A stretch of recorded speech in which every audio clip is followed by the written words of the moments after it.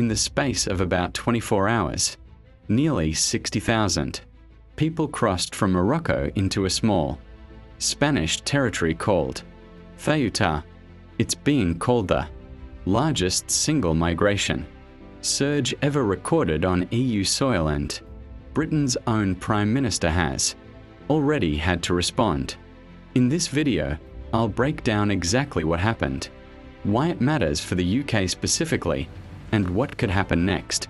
In this video, I'm going to cover number 1, what actually happened; number 2, why it happened; number 3, the European reaction; and then I'll cover the UK angle and what happens next.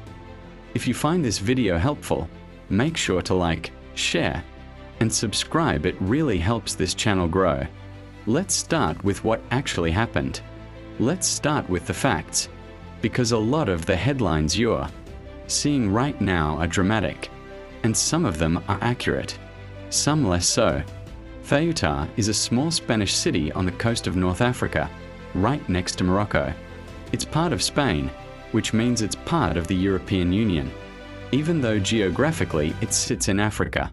On Thursday, close to 60,000 people crossed from Morocco into Ceuta, most of them swimming around a sea barrier or walking along the shoreline at low tide. Spanish authorities have called it the biggest single surge of irregular arrivals ever recorded on EU territory.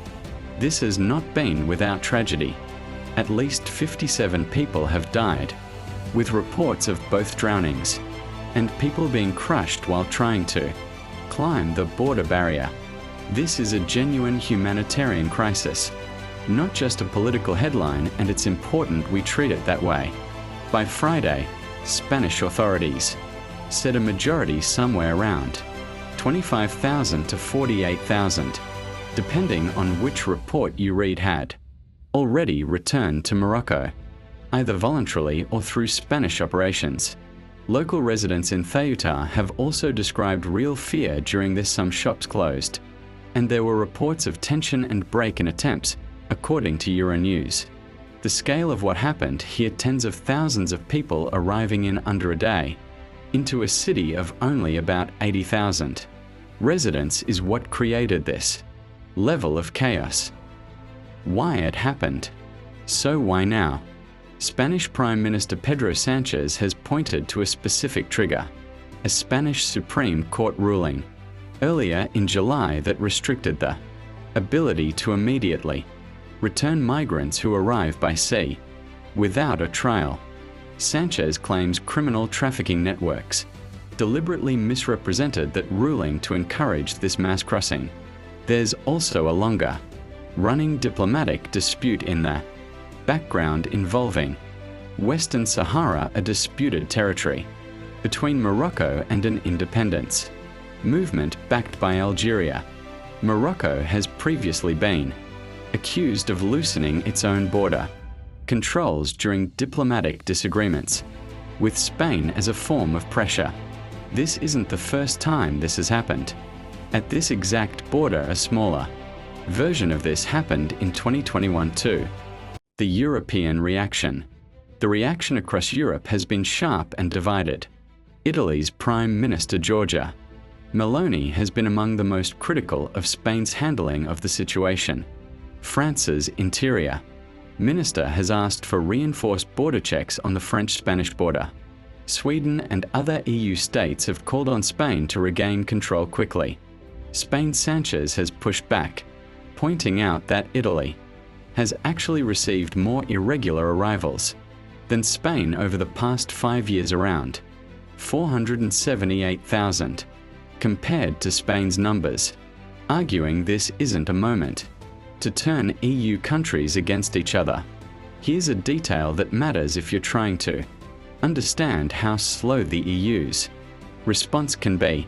Even though Spain has formally requested EU assistance, the European Commission has up to 2 weeks just to decide whether the situation legally qualifies as a crisis under EU rules, and a full response could take until nearly September.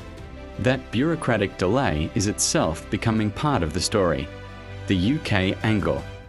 So where does the UK fit into all this? Britain isn't in the EU and isn't part of Schengen. So this isn't a direct legal issue for UK borders in the way it is for France or Italy. But there are 3 reasons this still matters here. First, Prime Minister Andy Burnham has already publicly responded, describing the situation as concerning. When a UK Prime Minister comments on a foreign migration crisis within 24 hours, it tells you Downing Street sees this as more than just a Spanish problem. Second, this crisis is reigniting the broader European debate about Schengen and open borders. And the UK's own immigration and asylum debate doesn't happen in isolation. When migration numbers spike anywhere in Europe, it tends to shape UK political conversation too, even without a direct legal link.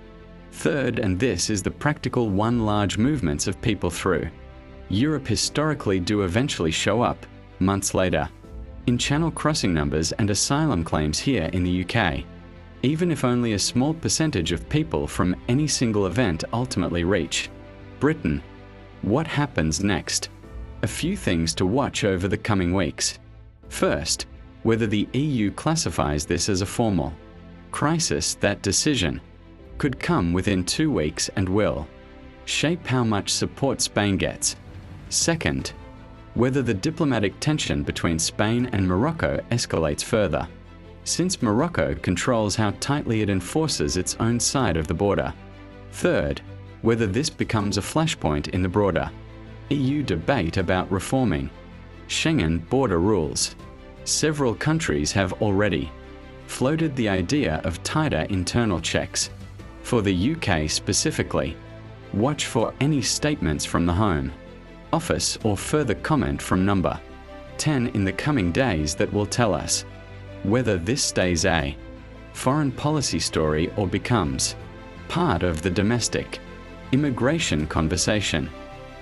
To be clear, real people have died in this crisis, and it's a genuine humanitarian emergency, not just a political talking point.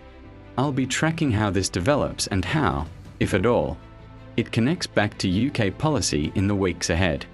If you want to stay updated as this story moves, subscribe.